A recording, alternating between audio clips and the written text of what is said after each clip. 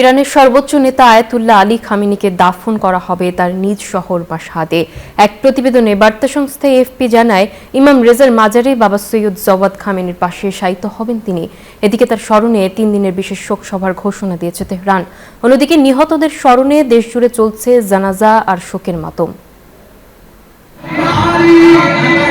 ইরানের রাজনৈতিক ও ধর্মীয় অঙ্গনে শোকের ছায়া, বটবৃক্ষের মতোই ছায়া দেয়া সেই সর্বোচ্চ নেতা আয়াতুল্লাহ আলী খামেনি আর সবার মাঝে নেই। যুক্তরাষ্ট্র ও ইসরায়েলের যৌথ হামলায় ঝরে পড়েছে মুসলমান বিশ্বের এই গৌরবোজ্জ্বল নক্ষত্র।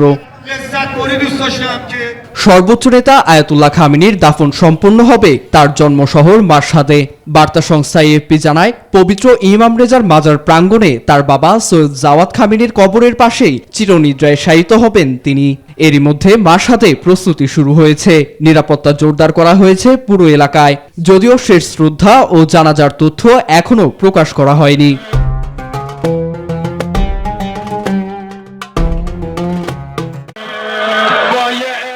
এদিকে রাজধানী তেহরানে 3 দিনের বিশেষ শোক ঘোষণা করেছে কর্তৃপক্ষ। সরকারি ভবনগুলোতে জাতীয় পতাকা অর্ধনমিত রাখা হয়েছে। বিভিন্ন মসজিদ ও ধর্মীয় প্রতিষ্ঠানে আয়োজন করা হয়েছে দোয়া মাহফিলের। অন্যদিকে সাম্প্রতিক সহিংসতায় নিহতদের স্মরণে দেশজুড়ে জানাজা অনুষ্ঠিত হয়েছে। শোকাহত মানুষের ঢল নেমেছে তেহরান সহ একাধিক শহরে। অনেকেই এটিকে দেশের জন্য এক গুরুত্বপূর্ণ ও সংবেদনশীল মুহূর্ত হিসেবে দেখছেন। বলছেন, তার মৃত্যুতেই ঐক্যবদ্ধ ইরান। নীরব দাস, নিউজ 24।